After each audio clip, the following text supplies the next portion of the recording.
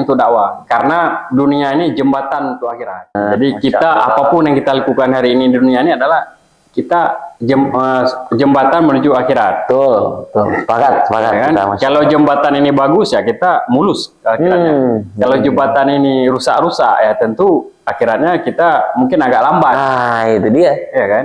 Maka yang sangat penting adalah nawa itu tadi. Niat. Apapun pergerakan, apapun yang kita lakukan hari ini, niat dulu dia yang harus betul.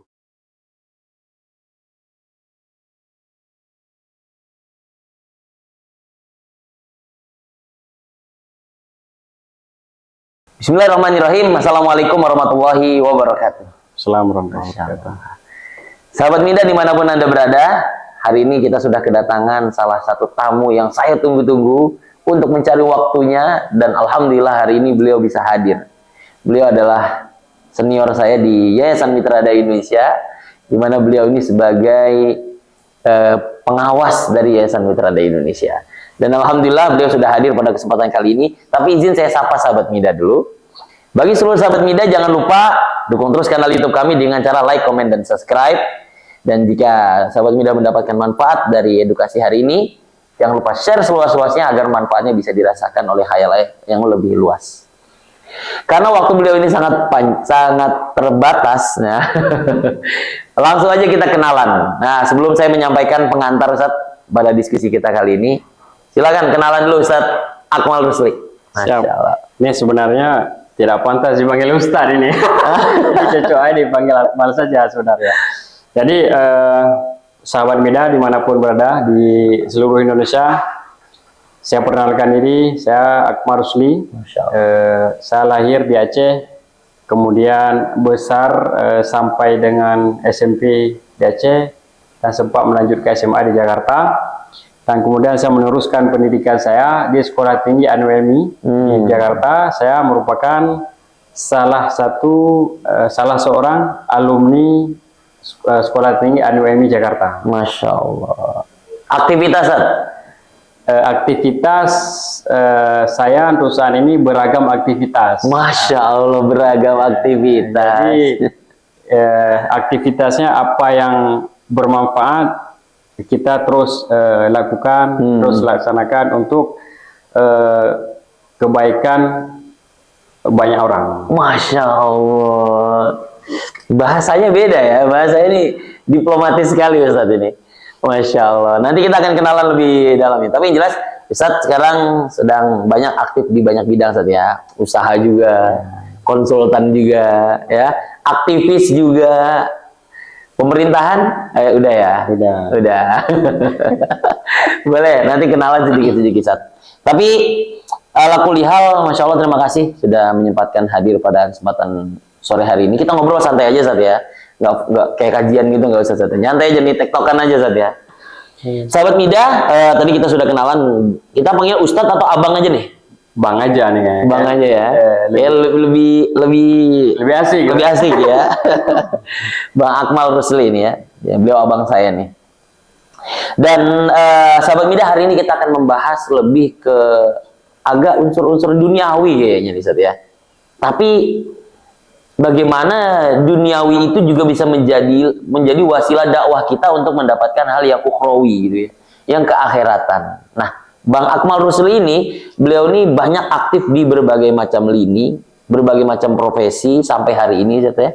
Dan Masya Allah ya, kita akan mengambil istifadah dari pengalaman-pengalaman beliau di berbagai bidang-bidang profesi ini. Ah, langsung aja Bang Akmal, bagaimana cara memanajemen diri ya dalam bersikap, dalam ikut berkontribusi dalam berbagai macam aktivitas. Yang pertama mungkin di dalam dunia konsultan pendidikan. Antum kan sekarang dunia konsultan pendidikan nih. Itu boleh ceritakan gimana aktivitas antum dan peranan antum, dan bagaimana juga cara mensisipkan dakwah dalam kegiatan antum, gimana sih? Ya, kalau bicara dunia pendidikan itu bicara sebuah dunia yang memang komplit ya di dalamnya. Ya, jadi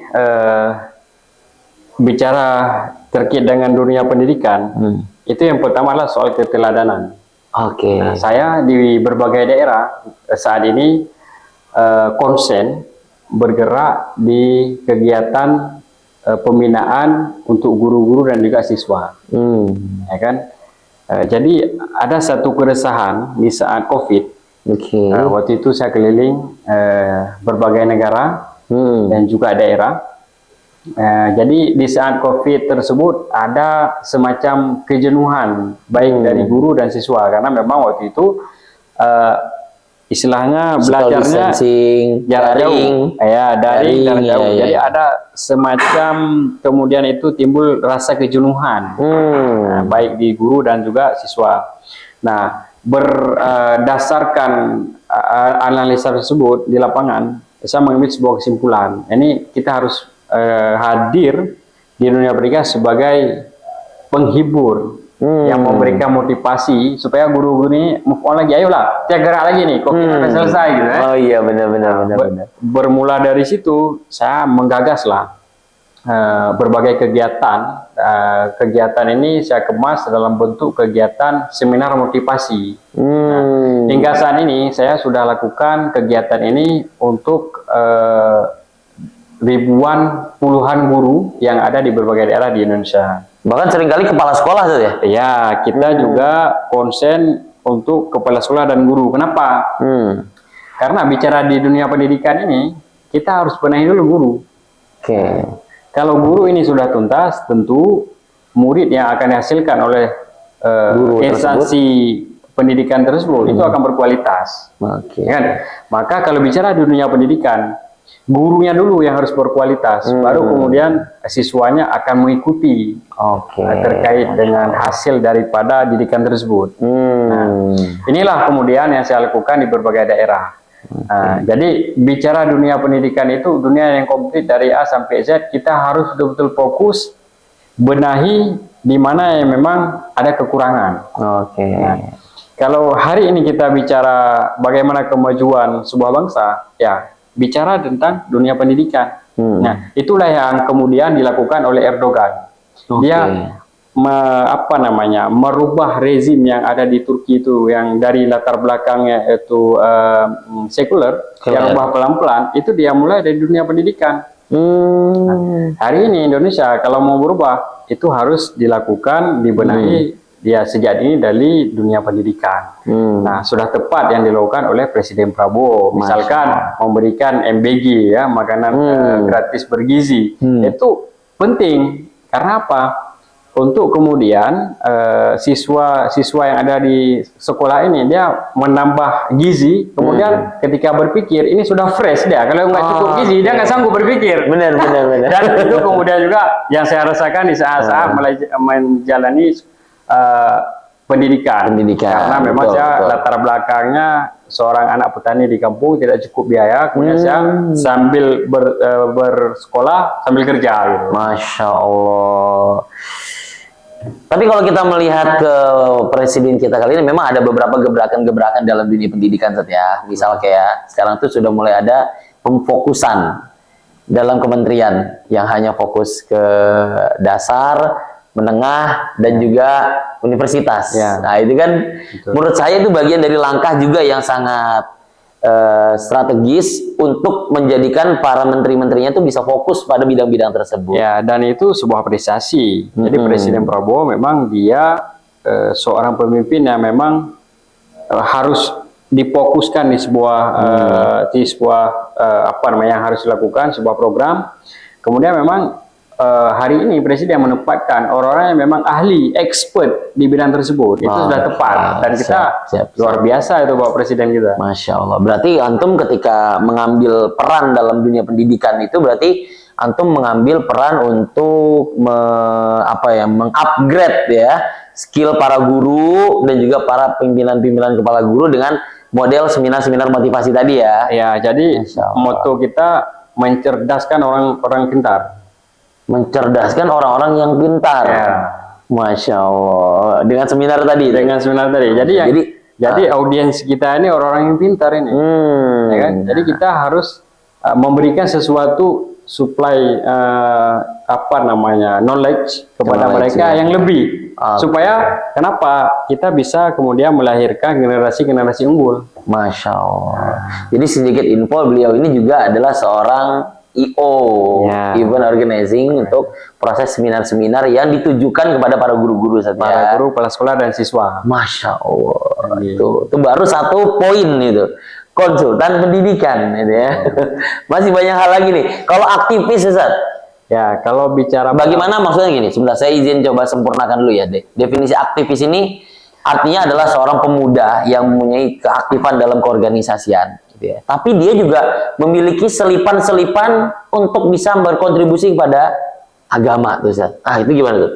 Ya, kalau saya bisa analogikan, dunia aktivis ini sebenarnya dunia dakwah yang sangat menarik. Karena di dunia aktivis ini berkumpul orang-orang yang punya power. Dia memang orang-orang yang lebih di suatu suatu skill. Misal dia lebih di ilmu leadership. Dia hanya orang-orang yang berkumpul di dunia aktivis ini memang orang-orang yang punya leadership lebih, orang-orang penggerak. Nah, saya melihat di dunia aktivis ini adalah sebuah dunia yang sangat menarik bila kemudian kita bisa mempengaruhi para aktivis ini.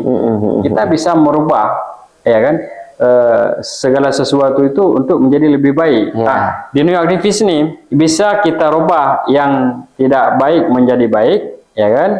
Yang kemudian kalau salah digunakan, yang baik yang jadi rusak. Nah, dia ada dua bab yang berbeda nih. Nah, tergantung kita mengambil dari sisi yang mana. Siap. Dengan latar belakang aktivisme yang berbeda, saya bergelut di berbagai organisasi di Jakarta. Nah, baik di organisasi yang memang backgroundnya latar belakang keislaman yang kuat, dan juga ada memang istilah dalam tanda kutip gerakan kanan, gerakan kiri. Saya lebih cenderung memasuk ke dunia aktivisme kanan tengah, menengah kanan gitu ya. Menengah kanan. Ya. Jadi di dunia aktivis. Kalau ke kirinya enggak ya? Ke kirinya karena kita latar belakang pendidikannya memang di tarbiyah. Kita kalau bicara hati nurani ini kurang nyaman. Misal nih contoh kecil lah. Di dunia aktivisme itu kadang kawan-kawan kita mereka fokus mengejar sesuatu tujuan, tapi terkadang ibadahnya itu agak lengah gitu. Jadi nurani kita itu nggak nyambung dengan apa yang kita sedang lakukan. Masya Allah. Saya di dunia aktivisme punya pengalaman yang memang agak panjang gitu ya. Nah, pertama waktu itu saya memang ikut di HMI, Himpunan Mahasiswa Islam, di Komisariat Lipia. Tadi dia cabangnya Jaksel. Kemudian saya juga ikut mendirikan perguruan tinggi HIPMI. Perguruan tinggi HIPMI, Himpunan Pengusaha Muda Indonesia, di Komisariat Lipia. Terus kemudian saya juga aktif di SEMI. SEMI ini Serikat Mahasiswa Islam Indonesia. Saya kebetulan ketua bidang politik dan hubungan internasional. Dan kemudian saya sering bolak-balik keluar mendirikan salah satu cabang SEMI yang ada di negara Turki.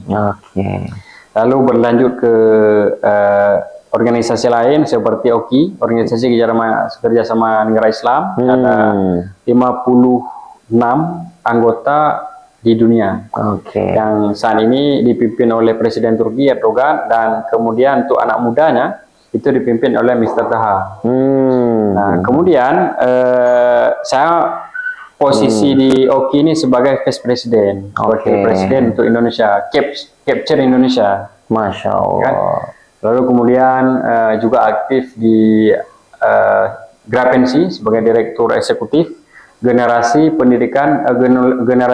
Muda Peduli Pendidikan Indonesia. Masya Allah. Ini sebuah wadah organisasi anak muda yang konsen peduli terhadap peningkatan mutu pendidikan yang ada di Indonesia. Masya Allah. Dan berbagai hal banyak. Kalau disebutin semua kayaknya bisa habis ini. Tapi yang saya mau tangkap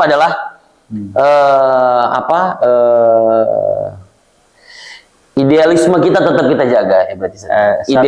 Bukan idealisme sih ya, tapi namanya lebih ke prinsip keislaman kita itu nggak boleh goyang-goyang juga berarti saja dalam berorganisasi, dalam menjadi aktivis ini. Kalau saya bisa menggambarkan, kalau kita masuk di dunia aktivis tuh kita harus siap dalam artian kita harus menjadi yang mewarnai. Kalau misal ada kawan-kawan yang ibadahnya kurang, ayo kita sholat. Artinya itu tugas kita berdakwah dengan kawan-kawan tersebut. Karena jangan kita yang mengikut terwarnai. Jangan kita kemudian diwarnai. Itu yang salah. Jadi dasarnya dulu, pondasinya dulu kita harus ada. Saya bersyukur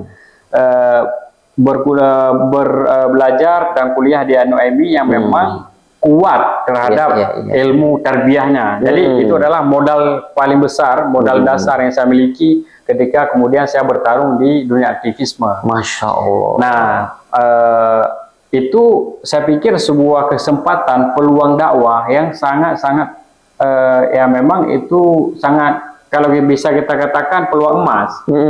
Ya kan, ini ada satu wadah dakwah, kenapa kita nggak manfaatkan? Kalau kita bisa kuasai beberapa aktivis, di belakang mereka ini banyak anggotanya. Betul. Ya kan? Artinya ketika masuk ke dunia aktivisme itu kita harus kuat dasarnya, pondasinya dulu. Ya kan? Bahkan tadi antum sudah mengatakan tengah kanan ya? Ya, saya nggak sampai ke kiri ya? Saya lebih memilih tengah kanan. Gitu ya. Karena itu sesuai. Kan orang kan ada yang kanan kiri ya. Tadi Ustaz, abang ini tengah ke kanan. Ya, Oke lah. Saya lebih cenderung tengah kanan. Siap. Masya Allah. Ini kalau ngobrolin soal aktivis, kayak jiwa aktivisnya bisa keluar semua ini. Malah justru kita juga ketika kemudian pemerintah waktu itu banyak kebijakan-kebijakan yang tidak pro rakyat, kita turun, kita demo, kita kritik, itu adalah juga sebuah ladang dakwah. Nah, ketika kebijakan yang dikeluarkan tidak tepat sasaran, tidak sesuai dengan kebutuhan masyarakat di Indonesia, kita hadir menjadi corong utama untuk mengkritisi supaya kebijakan itu dipertimbangkan kembali. Kalau memang manfaatnya kecil bagi masyarakat. Dan itu adalah saya pikir corong dakwah kita. Betul. Artinya tidak diam ketika ada ketidaktepatan dalam keputusan yang diambil oleh pemerintah. Betul. Ya, Masya Allah. Baik, Bang Akmal, Masya Allah ya, tadi di dalam perjuangannya di dunia aktivis itu kayaknya kalau dikasih waktu ini bisa satu segmen ini buat aktivis semua nih. Karena itu bidang yang paling seksi, yang lengkap apa namanya kejadian-kejadian actionnya ya yang ada di dunia tersebut. Tapi kita mau geser, kita bagi porsinya biar sama nih. Tadi kan konsultan pendidikan udah, nih aktivis udah, sekarang yang ketiga. Kasih kami pandangan dalam nuansa dakwah juga dalam proses profesi yang antum jalani dalam dunia bisnis. Nah, ini kadang kalau bisnis ini ngeri-ngeri sedap juga kadang ini kan. Karena ini duniawi banget ini. Bagaimana unsur duniawi ini juga tidak lepas dalam unsur dakwah tadi, Zat. Mangga, Zat. Kalau bicara soal bisnis, ya kan, yang penting nawaitu kita dulu. Karena semua itu tergantung niat. Ya kan, seperti yang disampaikan oleh Rasulullah dalam hadisnya. Ya kan? Jadi semua itu tergantung pada niatnya. Nah, saya beranjak berbisnis tersebut dengan dasar pondasi niat. Saya berbisnis ingin membantu banyak orang. Jadi ketika kita mempunyai banyak keuangan, mempunyai uang, dari situ kita bisa membantu dakwah, membantu orang-orang susah, miskin, membantu anak yatim. Nah, saya ketika kemudian ada berbagai proyek di daerah, ketika proyek itu sudah tuntas saya kerjakan, itu selalu saya melakukan acara kecil-kecilan santunan untuk anak yatim. Artinya, syukuran. Artinya di dalam bisnis saya, di dalam saya mencari rezeki, ada hak mereka di sana. Betul sekali. Jadi tujuan saya berbisnis adalah untuk membantu banyak orang. Masya Allah. Nah, dari motivasi itu, saya saat ini konsen berbisnis di berbagai hal. Ada perusahaan IU yang memang kita untuk saat ini bergerak di pelatihan pendidikan. Kemudian ada travel. Saat ini saya bawa rombongan baik dari pemerintah ataupun dari swasta. Misal kunjungan DPR ke Eropa, kunjungan wali kota ke Eropa, kunjungan kepala sekolah ke berbagai negara. Masya Itu Allah. yang saya lakukan. Berkah-berkah. Berarti unsur dakwanya adalah tidak lupa untuk membagi ya, hasil keuntungan kita untuk orang-orang yang juga berhak dari apa yang kita miliki gitu Ya, itu seperti mana yang disampaikan oleh Allah dalam Al-Qur'an-Nya. Ketika kita bersedekah, maka Allah akan tambah. Masya Dan Allah. yang saya rasakan adalah ketika saya menjalani proses bisnis itu dengan tujuan tadi, saya sering mendapatkan hal-hal yang tidak terduga, seperti firman Allah yang ada dalam surat At-Talaq ayat 3. Selalu saya mendapatkan min haitsu la yahtasib. Masya Allah. Bukan min haitsul haq ya? Ya. Coba.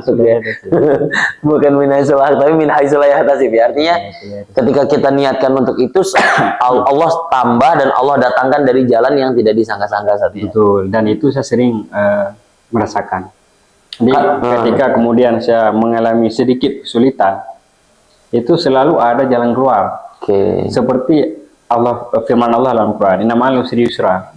Jadi bukan setelah, berbarengan. Ada masalah, Allah memberikan jalan keluar. Itu yang saya alami di dalam bisnis. Maka kita anak-anak muda Muslim hari ini harus berbisnis. Kalau tidak, maka kekuatan finansial umat ini lemah. Jadi itulah yang kemudian sebenarnya yang diajarkan oleh Rasulullah, orang Islam harus kaya. Iya, betul sekali. Seperti yang dicontohkan oleh sahabat Nabi, Utsman bin Affan dan lain-lain. Ya, artinya dengan mereka berbisnis, mereka bisa menggerakkan gelombang dakwah yang besar. Masya Allah. Kalau kita tidak punya kekuatan finansial, ya kan, kita tidak mampu menggerakkan gelombang dakwah itu. Kalau kita punya finansial, gampang saja kan, apa yang mau kita lakukan, incar. Dan saya melihat Bang Akmal ini benar-benar ya apa yang beliau bilang tadi, ketika ada kesulitan kemudahan tuh saya lihat ada gitu. Kenapa?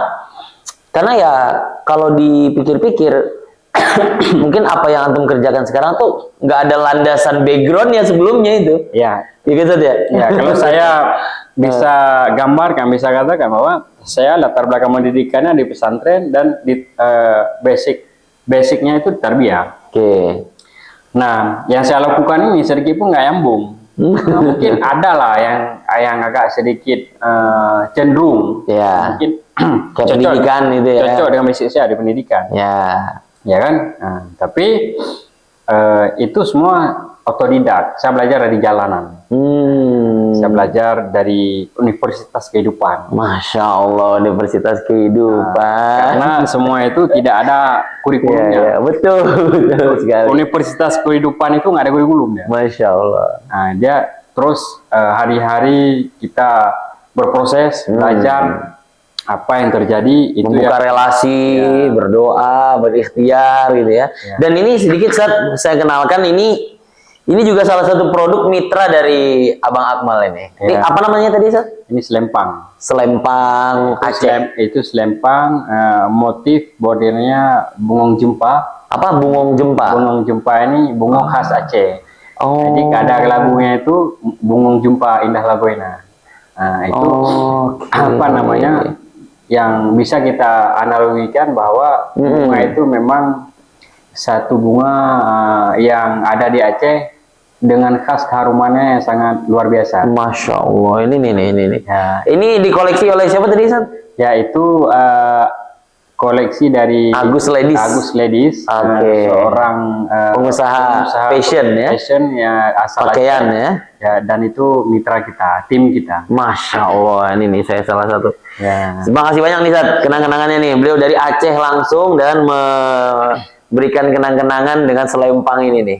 Masya Allah, jazakallahu khairan, Zat. Dipakai, Ustaz, untuk dakwah. Jadi insya Allah landasan kita bergerak ini untuk dakwah, karena dunia ini jembatan untuk akhirat. Allah, dalam banget. Jadi kita apapun yang kita lakukan hari ini di dunia ini adalah kita jembatan menuju akhirat. Betul. Sepakat kan? Kalau jembatan ini bagus, ya kita mulus akhiratnya. Kalau jembatan ini rusak-rusak, ya tentu akhiratnya kita mungkin agak lambat. Nah, itu dia. Ya kan?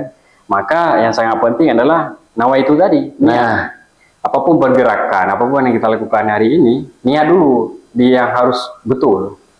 Nah, baik di dunia pendidikan. Kita tujuannya targetnya apa di dunia pendidikan? Oke. Tentu membenahi, melahirkan generasi yang unggul. Oke. Ya kan, di dunia aktivis. Di dunia aktivis, kalau kita orang-orang baik tidak masuk ke dunia tersebut, di dunia politik, ya kan, itu nanti kemudian yang ambil kebijakan itu orang jahat. Oke. Maka kita wajib, politik itu adalah Nah, jalan ini dakwah. udah, ini langsung masuk ke poin yang terakhir ini. Nah, politik itu adalah jalan dakwah Oke, siap. yang siap. kemudian harus kita ikut berjuang di sana, karena satu kebijakan, ya kan, bisa mempengaruhi satu negara. Betul, betul sekali. Baik Betul itu kebijakan yang bagus atau kebijakan yang kemudian jelek. Nah, ini menyambung pada pertanyaan terakhir saya sebenarnya, Abang Dani. Ya. Pertanyaan terakhir saya, tadi kan bisnis sudah ya, bisnis sudah. Dan memang goal kita juga memang dalam setiap apapun profesi kita, dakwah itu harus tetap kita andil di dalamnya ya, ambil peran di dalamnya. Dan poin yang terakhir adalah bagaimana kita mengambil peran dalam proses berdakwah di dalam dunia pemerintahan. Tadi Ustadz sudah spill sedikit. Ya. Mungkin diulang lagi sambil Ustadz coba perkenalkan dulu. Kalau boleh, kalau nggak salah ya, Bang Akmal nih, masya Allah ya, nggak ada angin, nggak ada hujan, tiba-tiba menjadi bagian dari TA saja, tenaga ahli Kementerian apa sih kemarin? Koperasi dan UKM. Koperasi dan UKM. Nah itu gimana ceritanya, Pak? Ya. Dan unsur dakwah apa yang antum coba hadirkan ketika itu? Iya, jadi sebenarnya sederhana saja Ustaz. Siap. Jadi sebenarnya semua ini bicara silaturahmi tadi. Jadi saya selalu menjalankan konsep silaturahmi politik. Waduh, gimana tuh silaturahmi politik tuh? Jadi saya berkawan dengan semua orang, ya kan, berkawan dengan siapapun tanpa melihat backgroundnya. Terkadang kita dalam pertemanan itu, ya kan, bisa mendatangkan banyak manfaat. Oke. Ya kan, itulah yang disampaikan oleh manfaat daripada silaturahmi oleh Rasulullah. Man aroda an yubsatalahu fi rizqihi wa yunsa'alahu fi athari falyasil rahimahu. Ya, saya mengaplikasikan hadis tersebut. Nah, jadi suatu hari saya ketemu dengan seorang kawan. Tapi apakah silaturahmi itu harus dikaitkan dengan politik, Seth? Kenapa nggak silaturahmi aja gitu? Dua hal yang saling berkaitan. Oke. Silaturahmi dan relasi itu dua hal yang memang tidak bisa dipisahkan. Oke. Nah, ya kan. Jadi saya suatu hari bertemu dengan salah seorang pejabat di Depok. Waktu itu ada kegiatan perkumpulan masyarakat. Saya menghandle kegiatan tersebut. Bertemu dengan seorang pejabat waktu itu. Beliau curhat ke saya. Saya mau menjadi sekjen Masjid Asia Tenggara. Tapi saya tidak bisa bahasa Arab. Nah, saya lulusan ANUMI, basicnya di Tarbiyah, gitu. saya bisa sedikit bahasa Arab. Jadi kemudian ada chemistry, dia waktu itu jadi pejabat di Kemenkop. Nah, saya hari-hari datang ke Kemenkop, mengajarin beliau tuh bisa bahasa Arab. Nah, mulai dari bahasa Arab dasar, hingga kemudian beliau bisa berbicara bahasa Arab. Nah, dalam perjalanan, beliau melihat sesuatu yang berbeda di diri saya. Nah, jadi ini anak bukan hanya mampu mengajarkan bahasa Arab, tapi jago membangun relasi, jago lobby-lobbynya. Nah, jadi sehingga beliau sering ajak saya di berbagai kegiatan untuk membantu beliau. Nah, saya kebetulan banyak kawan-kawan menjadi kepala daerah. Nah, jadi mereka ini butuh relasi ke kementerian. Saya yang kemudian menjembatani mereka. Ya, menjadi mereka. Jadi yang tadinya hanya menjadi guru bahasa Arab, ini peran saya dikasih lebih. Karena ada skill yang berbeda, ada skill yang lebih nih dari diri saya. Selain dari mengajarkan bahasa Arab. Itu berkah belajar bahasa Arab di ANUMI. Masya walaupun Allah. sering bolos. Iya, iya. Jadi kemudian Harus berterima kasih sama Ustadz Kalam berarti. Ustadz Kalam, Salam, saya salam Ustadz Kalam. salam ke Ustadz Kalam, Masya nama itu Allah. guru favorit saya. Guru favorit saya. Kalau saya lagi tidur ditegur selalu sama Ustadz Kalam. Banyak teguran Ustadz Kalam itu membawa berkah di saat saya bergerak di berbagai lintas profesi. Masya Allah. Nah, jadi kemudian kembali ke tadi, pelan-pelan saya membangun relasi dengan para pejabat elit di kementerian hingga pada kemudian saya dekat dengan menteri. Nah, lalu kemudian saya mencoba untuk mengelola semua relasi itu menjadi sebuah keberuntungan. Jadi suatu hari ada seleksi yang dilakukan oleh Kementerian Koperasi untuk merekrut tenaga ahli kementerian. Nah, rekrutmen itu dilakukan untuk masyarakat seluruh Indonesia. Jadi kalau nggak salah saya itu ada ribuan lah.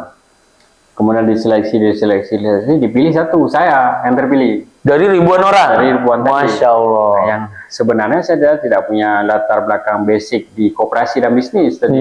Karena saya hanya berbackground sebagai, diundang di situ sebagai guru bahasa Arab.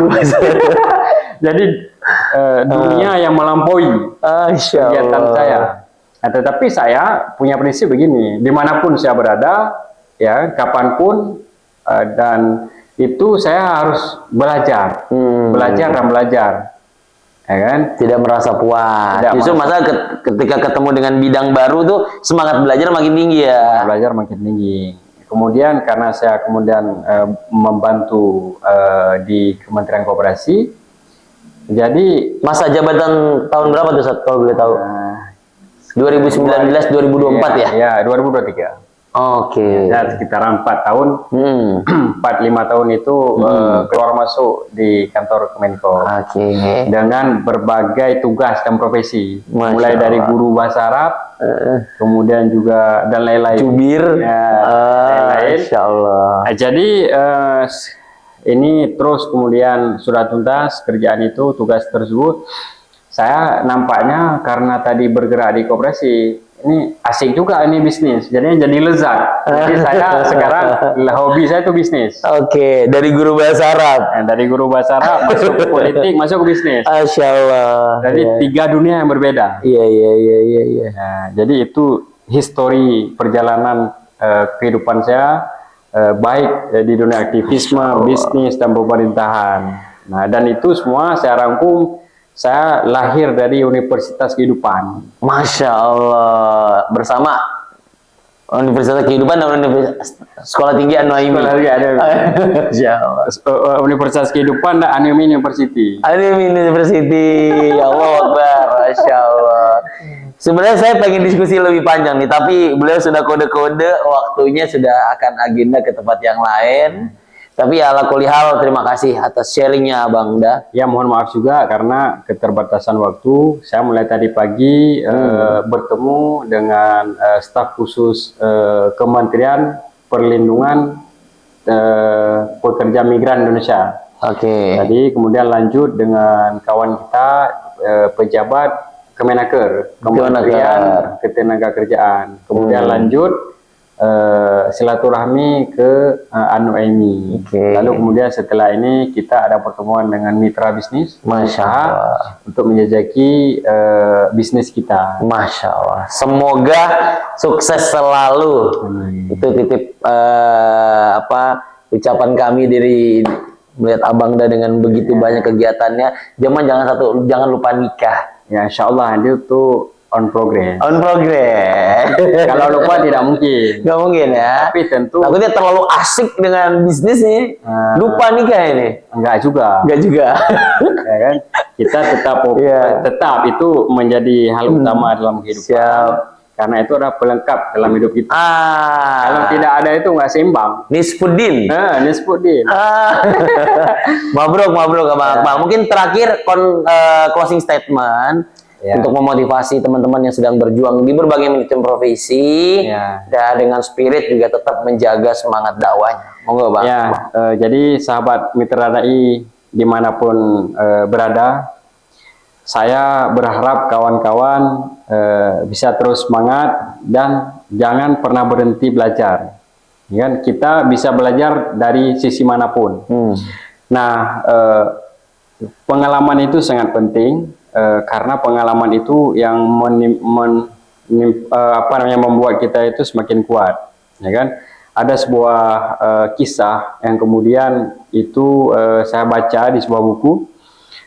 Ketika itu Salahuddin Al-Ayyubi meminta doa kepada Allah supaya dimenangkan di dalam penaklukan Gaza. Tapi Allah malah memberinya kekalahan.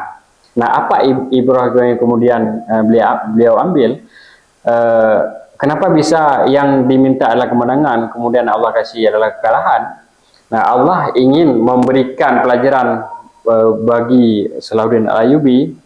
Ya kan, ketika dia kemudian kalah, dia semakin kuat. Dia belajar dari kekalahan tadi. Nah, begitu juga dengan kawan-kawan. Kita harus terus belajar dan belajar dari pengalaman itu penting. Nah, tidak ada yang tidak mungkin. Kalau kata orang Jakarta itu impossible is nothing. Masya Ada yang Allah. tidak mungkin kalau kita memang tekun fokus melakukannya. Mungkin itu yang bisa saya sampaikan pada sahabat mitra DI semuanya seluruh Indonesia. Terus kemudian kita yuk berkolaborasi untuk membangun jembatan dakwah yang memang tugas kita yang sangat besar ini untuk umat yang ada di Indonesia. Kita terus mengambil porsi kita masing-masing, apa yang bisa kita bantu, ayo kita bantu, tentu dengan porsi yang kita sanggupi. Masya Allah. Ya kan? Dari berbagai sisi, berbagai lini yang hari ini profesi yang kita lakukan. Ya kan? Kita coba ambil dari sisi yang kita mampu, walaupun itu sisi yang kecil, hal yang kecil. Ayo kita bangun mitra dai untuk menjadi jembatan dakwah di Indonesia. Amin, Allahumma amin. Doanya Ustaz. Terima kasih atas motivasinya dan juga sharing-sharing pengalamannya. Kalau banyak ngomongin porsi antum banyak, Ustaz.